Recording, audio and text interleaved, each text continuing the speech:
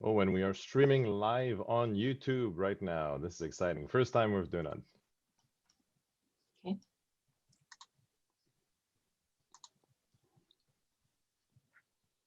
We already have chats. Lovely. It's just you, Matthew. Still lovely.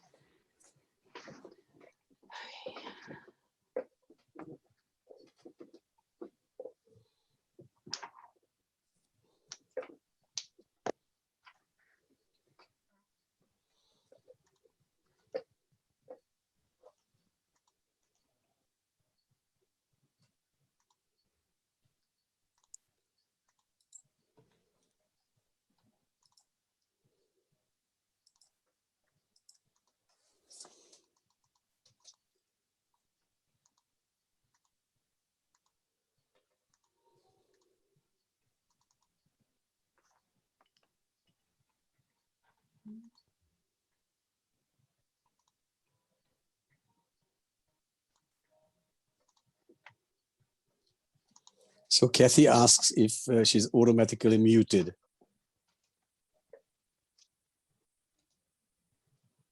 Yes. Okay. It's part of our presentation. Okay. It will be explained how the webinar will be conducted in a minute or so.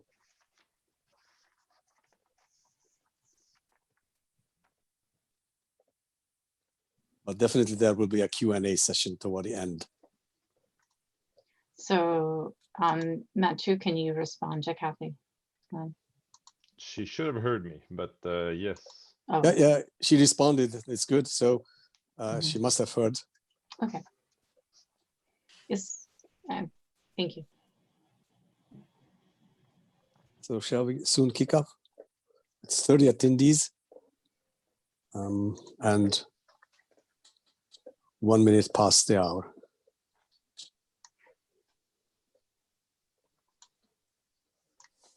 I think we should. Okay. I'm ready. Are you ready, Christian? Everything Yes. good? Okay.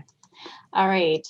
So welcome everyone to the pre-council webinar. This is a webinar that's going to help you get prepared for the actual council webinars that we will be holding on May 7th and a tad on May 8th. We'll go over exactly how that's going to work in just one moment. The purpose, again, is to go over the certain topics. We will not go into depth over all the topics, as we just have 1 hour of your time this morning. We will hit in depth on a few of the topics, but most of them we will just be briefing you to make sure you're aware of what we will be participating.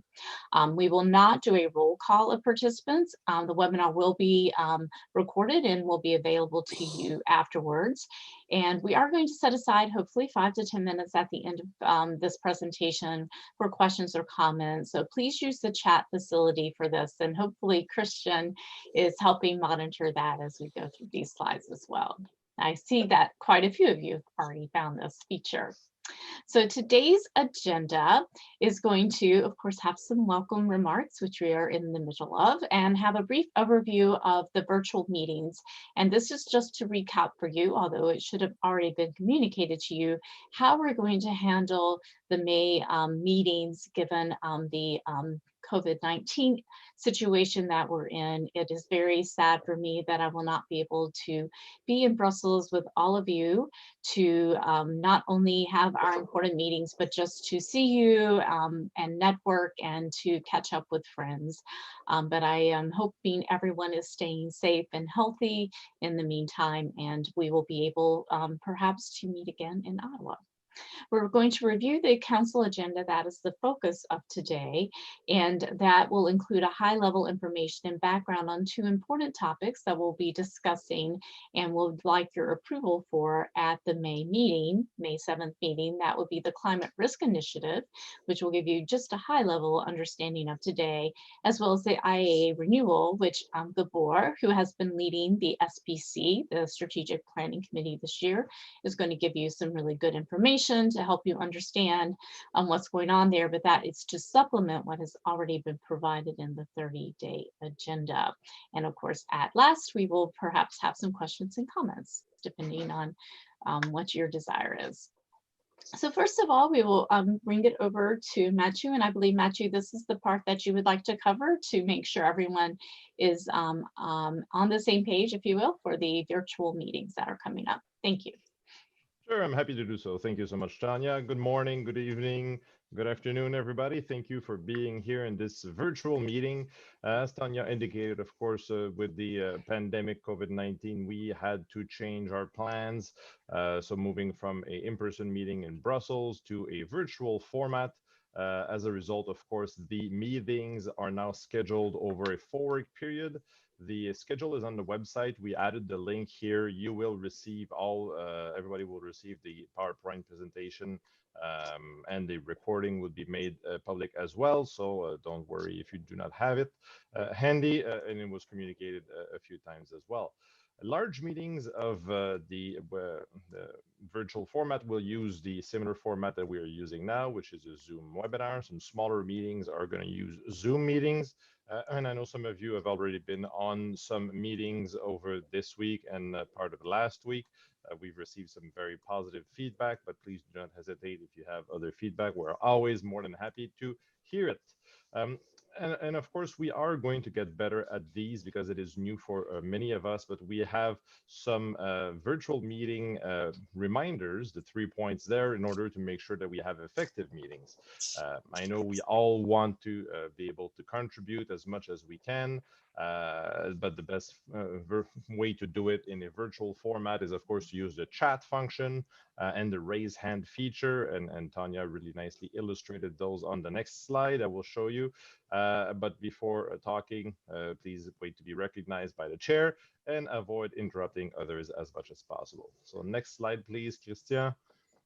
So these are just illustrations, but of course you can probably see them on your screen right now. Of course, if you are dialing in, that is not the case, but if you are using the applications or the web-based Zoom meeting format, you can see some of these features. The chat box is at the bottom in the middle. You can use the Q&A as well if you want, but the chat box is usually quicker monitored, which we put a little circle there. And you can, of course, the raise your hand feature is kind of hidden under the participant tab. That is simply the way that the Zoom app is made. But if you haven't checked right now, we have 40 participants. So you can click on the participant at the bottom of the screen. You will see a participant tab open. And then you can click on the name and you can request to raise your hand. So it actually works very well in some of those meetings. Next slide, please. So talking about council meeting, the council meeting, of course, being in virtual format and the world being, what it is with the many time zones, we have opted to split the meeting in two. So it's still one meeting, but in two parts to be able to account for the different time zones and try to make it as convenient as possible. And I've shown the different times here. So you will see that the term convenient is not necessarily the same for everybody, but it was really important for us to be able to do it in two parts. And of course, any type of virtual meetings that are more than 90 minutes long are difficult for everybody to attend. So we have done that option. Most of you will get actually you will get the link later today to be able to register for the council webinar. Just to illustrate some, because I know some of you have already asked questions on it, the virtual format, we will need, of course, to limit the number of participants. So think about when you go to the physical council meeting, there's only one person per association and section around the table. So it's going to be the same idea, the same thought, but in a virtual format. So you will need to be to register yourselves, and we will allow the one person per association and section to be considered as a participant, and all the other ones will be observers, interested parties, and others can see the live broadcast on our IA YouTube channel. And I mentioned it at the start, but we are right now broadcasting live on YouTube for anybody who wants to see it. It is on our YouTube channel and will be there afterwards as well. So that's it for me. All right. Thank you very much, Matu. So for your social media sharing joy, you will have a YouTube video of this webcast. So it's just one of the advantages, I suppose, of having to migrate everything to these virtual meetings, as we've upped our game, if you will, on our technology in order to be able to do this. So hopefully you will at least find some reward in that aspect. So now moving on, we're going to start digging in and talking about the agenda. And again, we are just going through what has already been communicated to you as far as what's going to be part of the 30-day agenda. And we will dive into just a few items. We will start our meeting with a consent agenda, and there are 2 items that have already been sent out to you for vote through electronic ballot. And this has been since November 21st of last year. And this included changes to the statutes for internal regulations on the Nominations Committee protocol, as well as regulations of the 32nd International Congress of Actuaries ICA 2022. And my understanding, Matthew, is that the voting has already closed for both of these items. Is that correct? That is correct, and both motions were approved. Right. So the purpose of these consent agenda items is for your approval, but those have already been approved for electronically. So that is very good to hear. Next slide, please. So now we'll get into some of the statutory committee reports. You will have a president and executive committee report, which will include the Climate Task Force statement of intent, which we will discuss in just one moment, as well as the Nominations Committee report, which will include the Vice Chair of the Resource Environmental Working Group, which we are hoping for your approval as well. For your information, you'll get a report from the Chair of the Audit and Finance Committee, and there will be for your approval the audited financial statements for our past fiscal year for 2019. Next slide. Thank you. Now, a little bit about the Climate Risk Initiative. So again, this was included in the information that was provided to you. What has happened with the climate risk? We started out with a statement of intent, and that was sent in October of last year. And we did receive some comments on this. The deadline was by December 31st, 2019. Since that time, the group has gone back and looked and addressed and included in the council documents a reflection of the comments that were received. So you now have a revised statement of intent. This has been accepted by the executive committee, which we call EC. So the executive committee in February did approve the revised statement of intent after some discussion. And so now it is up for your approval as council. So pending council approval, to make sure that things kept progressing, but not in any way assuming that council will approve this, we will have to wait for the formal and actual approval. But the Climate Risk Task Force that has been created did have its terms of reference approved by EC in March. So if this whole statement of intent is approved by you council, then there's already a terms of reference in place. And also EC has approved the membership on April 2nd. So in the background, we have had some things happening simply to make sure that we do not stall and we keep making forward progress, understanding that we would like to keep these types of things moving a little bit quicker than waiting for every 6 months for council to convene. However, depending on the vote, of course, we will change whatever actions are in place. Next slide. One of the big items that you'll have on the council agenda that I think will get a lot of attention, it'll certainly get a lot of presentation, will be from the Strategic Planning Committee, and that is chaired. This is the first year that we've had our Strategic Planning Committee, and that is chaired by our past president, Mr. Gaborhana, and he has been doing a fabulous job, and they have been working very hard to come up with a bottom-up restructure proposal for changes. And based on what has been presented to you in your pre-council meeting documents.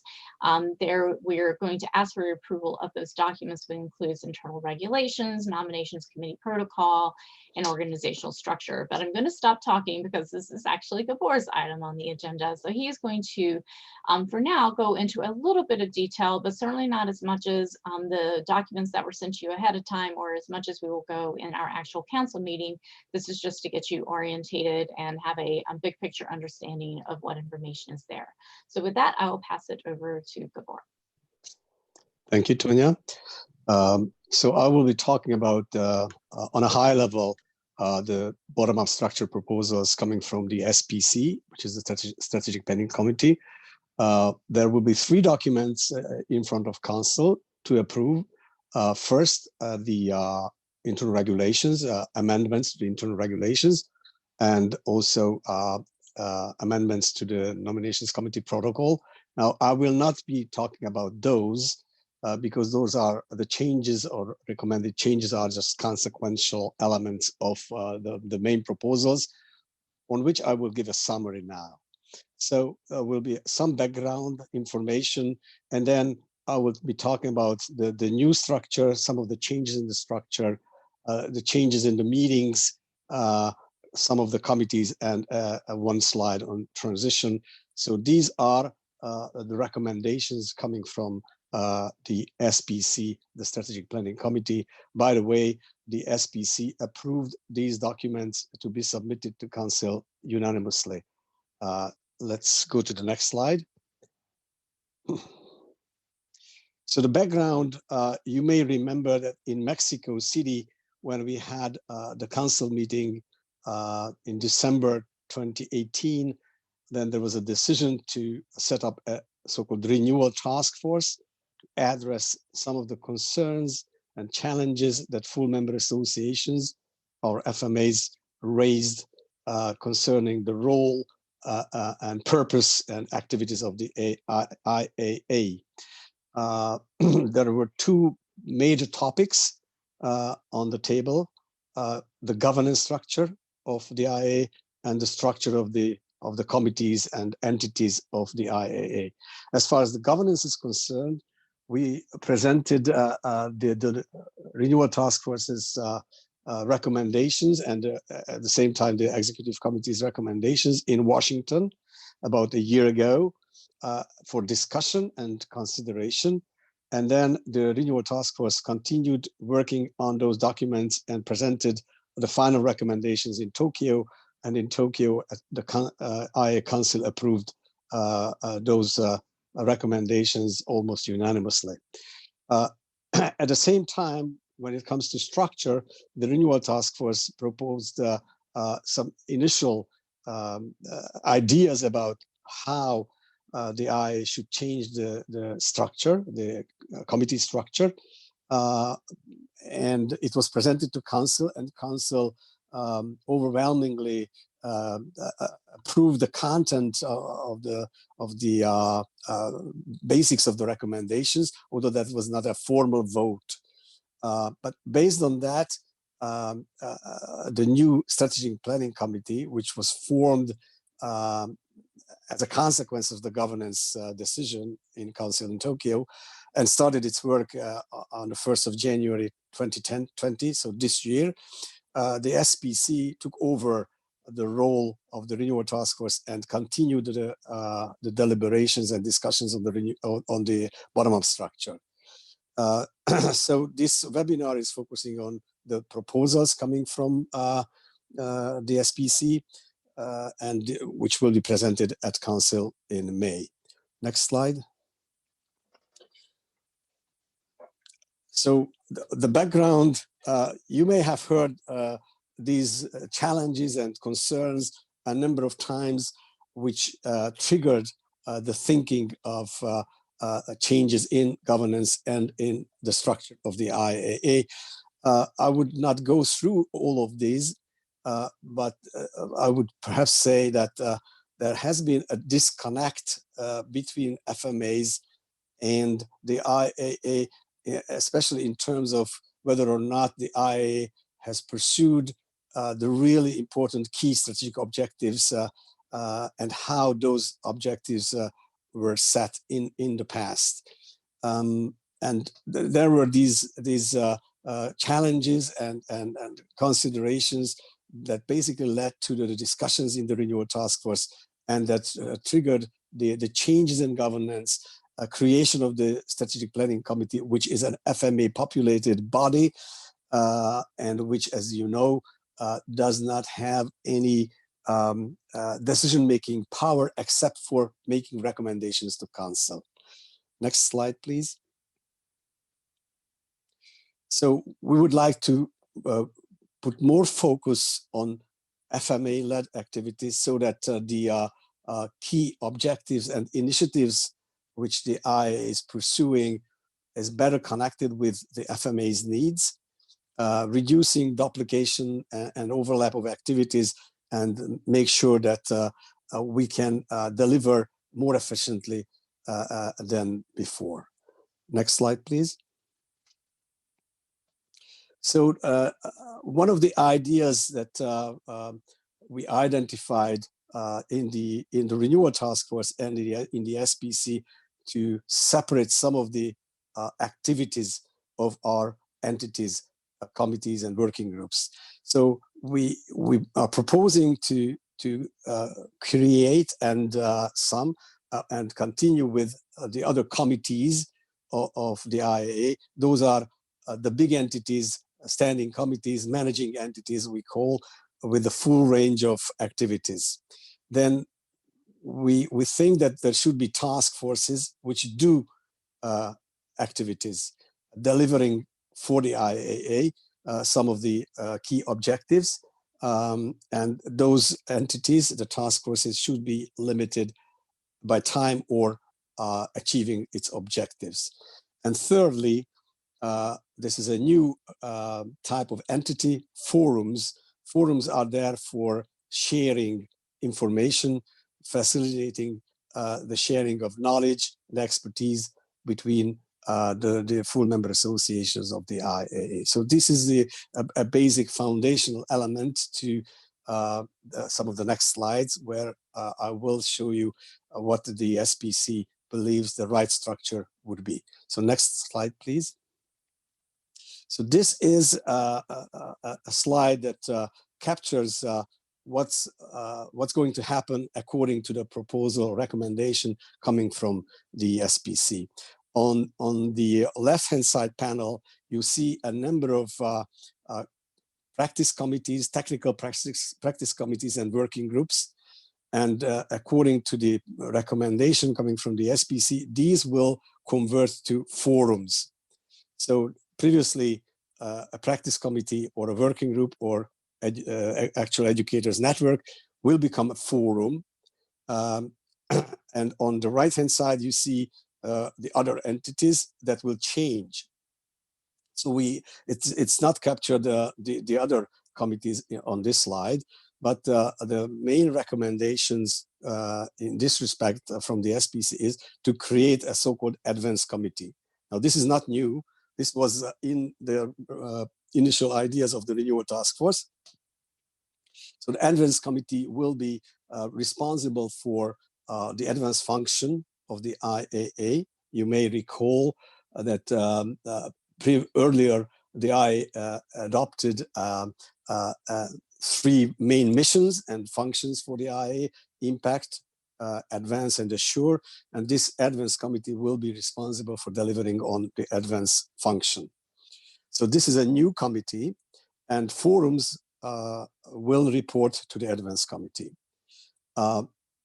After long discussions, there was an agreement in the SPC, the Strategic Planning Committee, that we need, similarly to what we have currently, an insurance accounting committee, we would need a pensions accounting committee. So what is currently a pensions and benefits accounting subcommittee would become pensions accounting committee.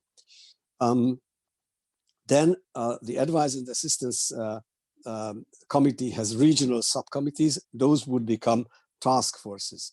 Now, these task forces will not be time limited, but objective limited. So they will exist as long as they are needed in order to comply with the objective the creation of these entities.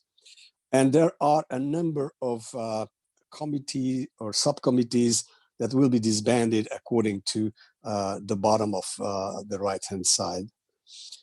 Next slide, please.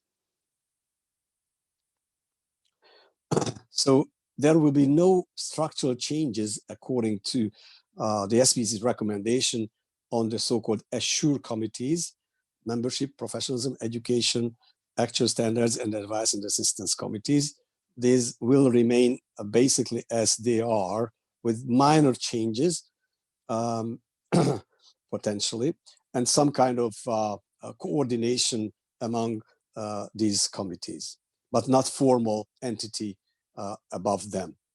The current insurance accounting and insurance regulation committees will remain separate entities. Obviously, all such decisions would be flexible enough so that in a couple of years' time, everything will be reviewed and assessed whether or not the structure is appropriate. But as for the time being, the recommendation is to keep these two important committees as they are. The communication subcommittee of the executive committee will remain as a group of the executive committee as today. And all terms of references of the IAA committees will be revised and clarified on a high level by the strategic planning committee. Actually, it has already reviewed these terms of references, whereas the actual terms of reference, the wording of the terms of references, will be determined by the executive committee. The executive committee is responsible for determining the terms of reference or deciding on the terms of reference, subject to ratification by council. At this point in time, there will be room for discussion between the executive committee and each relevant IAA committee to determine the precise wording of these terms of references.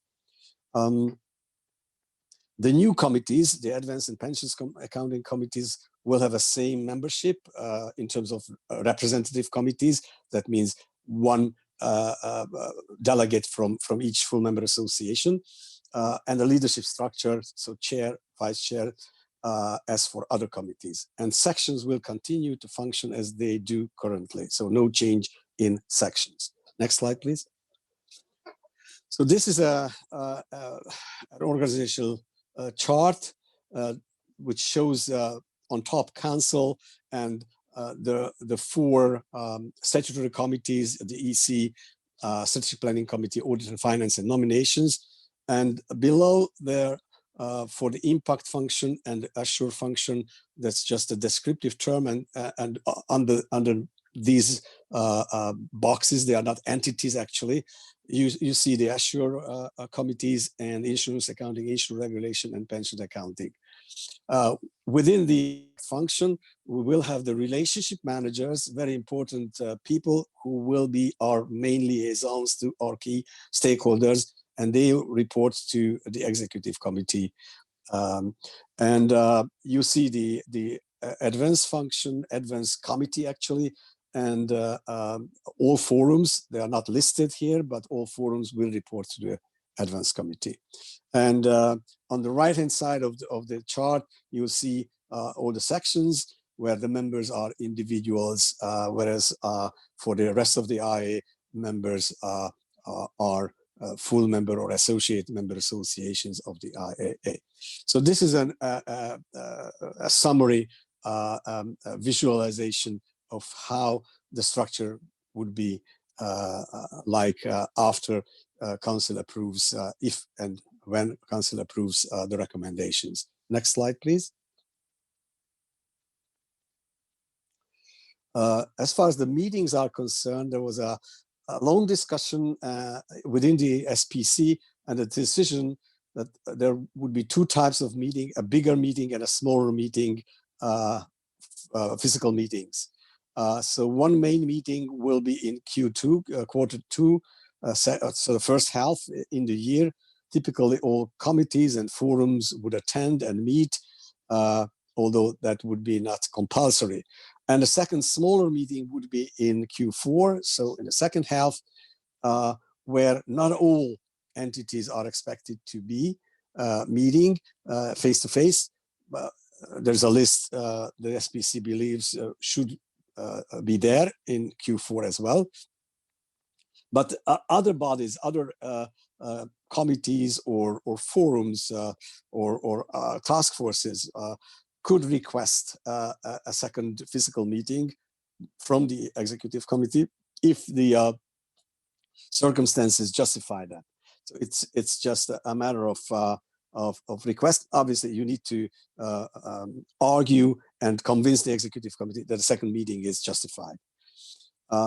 Otherwise, all committees and all forums will be encouraged to meet virtually, communicate online, have such meetings as we are having now, with obviously more interaction amongst the participants. Now this is more an information giving exercise, but we have been using Zoom, this facility, for real committee meetings, for real discussions, and it works quite well. But nevertheless, the IA Secretariat will enhance the IT support to improve the quality of future virtual meetings, and it will be working on making our lives easier. Next slide, please. The Strategic Planning Committee, which was decided in Tokyo and started to work early this year, is a full member associate populated committee. It makes recommendations on strategy to council, no decision making, no operational tasks. Basically, all strategic matters that used to be in the scope of the executive committee or among the roles of the executive committee have been transferred to this SPC by the decision that was taken in Tokyo. There will be no changes to council, nominations, audit and finance. Next slide, please. The relationships with supranational bodies is a key element of the IAA's strategic objectives, and the IA will seek to develop relationships with key supranational organizations as in the past, but will continue to do so, perhaps with a more emphasis, more focused activity on this relationship with supranational bodies. And the EC will have a direct oversight of the impact activities, including how the relationship managers deliver their activities. Next slide.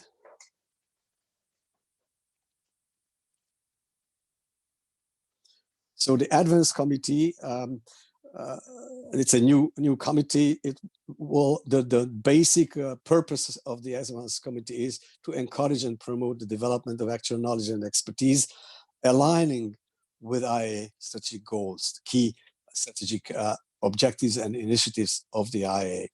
And in particular, it will develop and propose criteria for setting up or maybe disbanding forums to the executive committee for approval. So it will mean once we have the Advance Committee up and running, and I will explain about when this can be expected, subject to council approval of the package.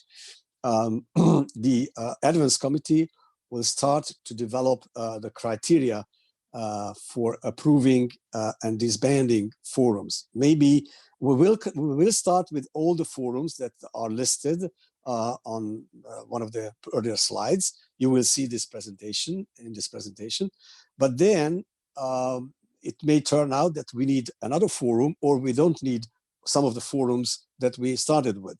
So there will be clear criteria developed by the Advance Committee and approved by EC, according to which the Advance Committee will make a decision.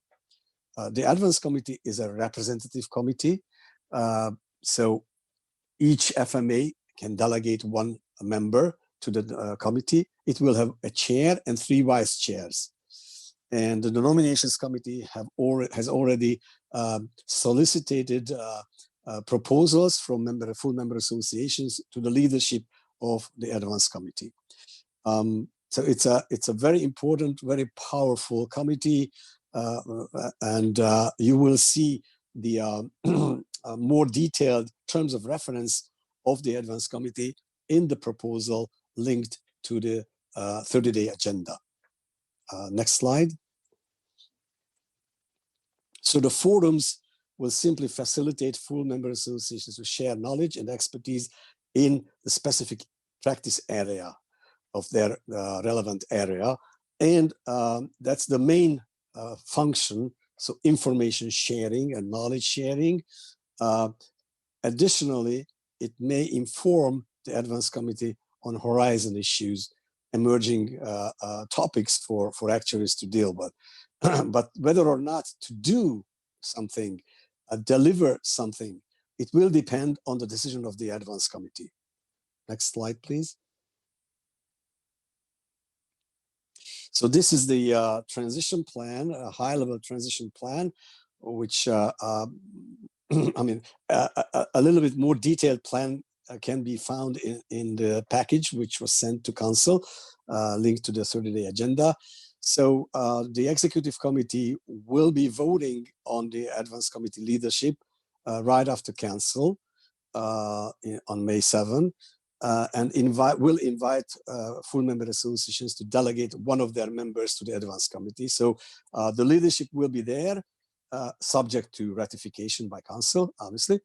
And the EC will invite FMAs to delegate a member to the Advanced Committee. And it is expected that the Secretariat will propose new IT infrastructure, new solutions that help the IA and its various entities to liaise with each other through electronic facilities. And the Executive Committee will oversee what the Secretariat has been doing in June. And also in June, the Council will be requested to ratify the leadership of the future Advanced Committee. And then at that point in time, the Advanced Committee, so in summer, it is envisaged in summer, can start its operations. It will have a leadership and will have members delegated by our FMAs. In September, the Executive Committee will approve the Nominations Committee's nomination on forum leadership. So each forum will have a chair and a vice chair. Those will be approved by the Executive Committee. And on the day of the Council meeting in November in Ottawa, forum leaders will be ratified by Council, and the forums can start their operation based on the criteria developed by the Advanced Committee. And the full new structure will be operational on January 1 next year. Next slide, please. And perhaps the last slide, which I wanted to show you. So this is the composition of the Strategic Planning Committee. As you may know, there are 3 tiers: the big ones, the medium-sized FMAs, and the smaller ones. Members are full member associations, but in red you see who are the representatives of the FMAs in the Strategic Planning Committee, and you also see the staggering when each member's term will expire. So 2020, 21, 22, 23, and there will be a further election of SPC members. And other members, the president, the immediate past president who chairs the SPC, president-elect, and the executive director, those are non-voting members of the SPC. And what's important at this point to emphasize, please ask any of the SPC members on this slide if you feel you need more information, more background on the decisions on the bottom-up structure which the SPC submitted to Council. Talk to SPC representatives, and we encourage you to get more information from those SPC members if you are in doubt. Some of them may reach out to you on their initiative, but if you have any question, please turn to any of the SPC members or the officers or the executive director. So I think that completes my part of the presentation. So the next slide, please. Tonya? Thank you, Gabor. You've actually gotten us a little bit ahead of time, so thank you very much for that. I appreciate that, and very, very good presentation. For those who have not had a chance to read through the pre-council agenda information, please make sure you read that. That has a lot of good information that will go into more depth versus what Gabor did. We are also planning to have a virtual town hall, as we have done with many of our prior in-person meetings. So look for some information on that. That will, again, give you more information about the bottom-up structure, just to make sure everyone feels fully informed before we have a vote on it. And we will also have some information for that on what we are doing with the COVID-19 in response as an association. So just a few more council agenda items that we will be having on our agenda when we have our two meetings beginning on May 7th. We will have some strategy setting information discussing how the IAA under its new structure with an SBC will go about setting a strategy. This will not be a revisit of the strategic objectives, but simply what activities we will have to support achieving those strategic objectives. We will have a vote on a change to our IAA official dinner policy, where we are looking to put in a co-payment policy. We'll also have for approval a revision to the process for IANs. This is simply they need to be dusted off and reviewed every so often, and it is that time to do so. So we have a revised process for you to review and hopefully approve at the meeting. We will also have a report from the actual standards committee, and we will also have a discussion, but no vote, or more of an information sharing, I should say, on the future of the AWB section, as that is in early stages. And we'll also have some upcoming events and meetings and provide you some information on that as well. That rounds out all of the agenda items that we intend to have for you when we have our meetings beginning on May 7th. We have quite a bit of time left over. I hope you appreciate that. If you would like to use the chat box or the raise your hand feature, we can now entertain some questions from the attendees for the meeting. And if not, we will give you back some time to your day. And just as a reminder, the attendees who want to ask questions, please use the chat, and either Christian or I or even Tanya can read out that question so everybody can hear it, and then we can try to address it as best we can.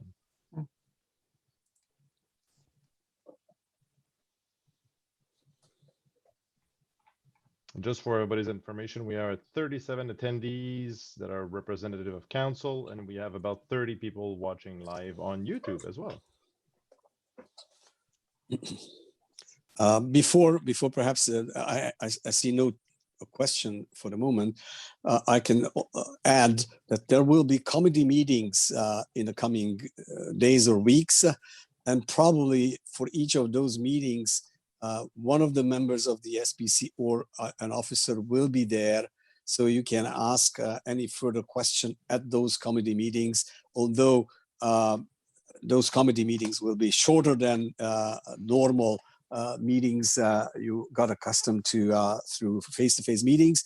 But if you have burning issues within your committee that is relevant only for your committee, you can ask those questions at those meetings if you want. And it does appear, thank you, Gabor, for that. We do have one question that is asking about the activities related to COVID-19.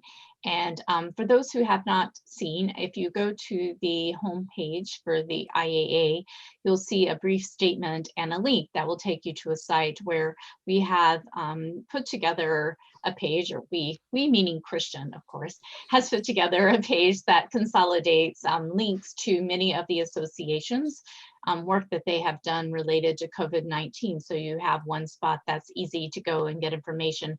Some of this is links directly to hubs such as the IAA and the SOA. I know they have hubs with lots of information that's being constantly updated. We had also, we being the EC, had requested that the relationship managers all reach out to their assigned organizations to emphasize that the IAA is here as a resource if they need it based on whatever actions or issues they are facing related to COVID-19.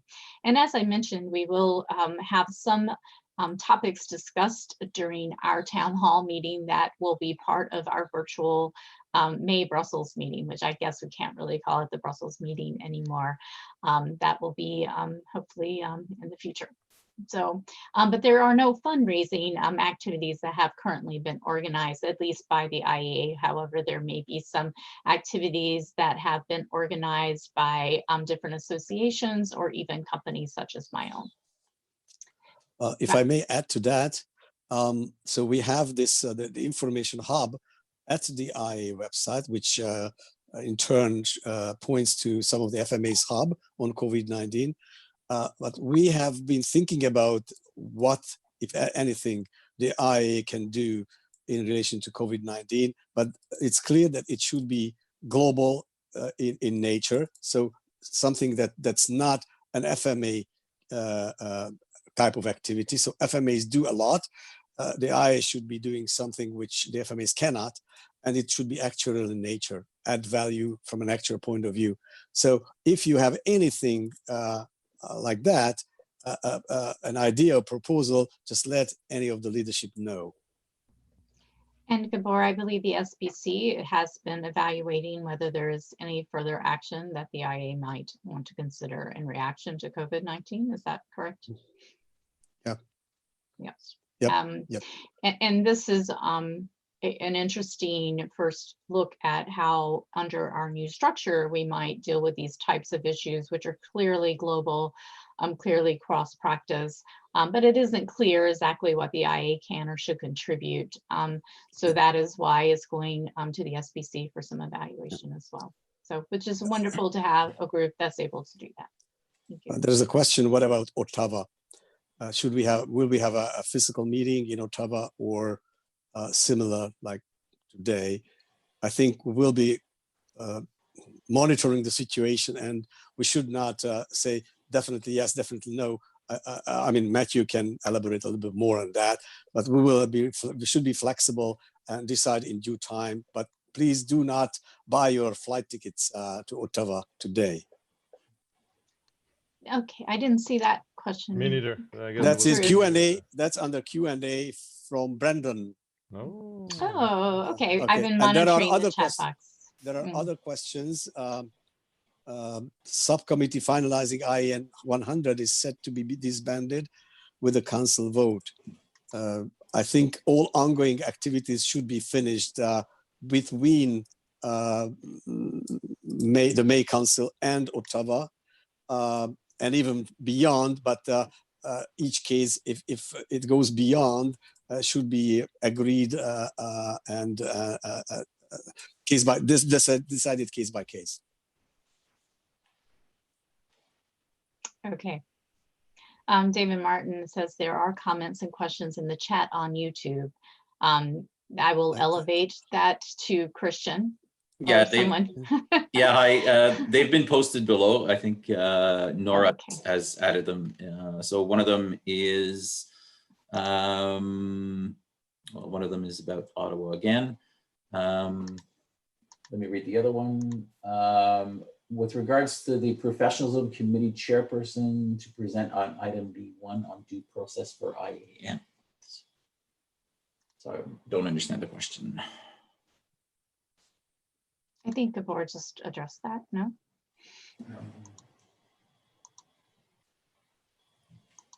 So I think he, okay, so I'm sorry. He's asking whether or not he needs to be present to present on the aspects of the due process for IANs. All participants or panelists at the council will be emailed directly. Okay. ahead of time. And to answer the questions about Ottawa, if I may, I think it's David Martin that asked, will the new arrangements begin in 2021 in terms of the sizes of the meetings? The hope is that the answer would be yes. And the hope is as well that the answer will be yes for a very lively and amazing meeting in Ottawa hosted by our friends at the CIA. Not the scary one, but the friendly one. The friendly one. Yes, and I do appreciate that there is uncertainty with the Ottawa meeting. There's uncertainty in so many regards. Do know that this is top of mind for the officers, the EC, and the Secretariat, and we are monitoring the situation. We were in a bit of a back and forth situation as far as the decision for Brussels, which I hope you can appreciate, trying to make sure that we got the best economic outcome for that decision. And I feel confident that we did, thankfully. But with Ottawa, we are very much ahead of that, and we will let you know as soon as we have any decision on that. We will have the meetings, but in person versus virtual is yet to be determined. Yeah, we have a question. How will the topics be split between part 1 and part 2 of the virtual council? The answer is it's already written in the document. You will see it on the document that's on the website where we think we will land at time. Of course, we need to have some flexibility depending on the amount of time that we spend on the part 1 discussions or not, but we have indicated where we think we are going to take that break on that document, which is right beside this, before this setting strategy discussion, which should kick off the part 2 of the council meeting. Mm-hmm. So just, yes, and we'll have that very long coffee break in between the two. So, so plan your caffeine and coffee accordingly for the second one. It'll be a little late for me. Philip is asking, has the membership of the Climate Risk Task Force been made public? Christina, correct me if I'm wrong, but I think the answer is no, because it is pending approval, formal approval by council at this point. Right, Philip, we were just moving forward so that for pace, to make sure that as quickly as possible, if approved, we would be able to announce and put that task force in place. Very good questions. I like this. Oh, we are starting to receive praises, so I guess we are almost out of time. With a yaw, which is a very southern thing. I appreciate that. In the southern part of the US, so thank you for that.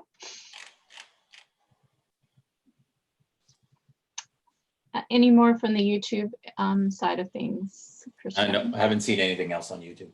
All right, I think we're slowing down with the questions. Of course, it does not stop with this presentation in the chat box, etc. So if you have any questions at all, please feel free to reach out to any of the officers or Matthew or any member of Secretariat that you feel would be best positioned to answer your questions. We do appreciate that this is a very different way to go about doing our business, but I can assure you I am quite comfortable with Zoom. I use it for work, the IAA, teaching a class, and yes, virtual cocktail hours. So I've gotten very efficient with Zoom, and hopefully by then, if your situation allows, you will be as well, and we'll be able to be as effective as possible without the preferred in-person networking opportunities. So thanks everyone for your attendance today. Do check out that landing page on the IAA to see what we've done so far with the COVID-19. But most importantly, please stay safe and stay healthy. And we look forward to meeting with you again virtually on May 7th. Thank you so much. Thank you, Tonya.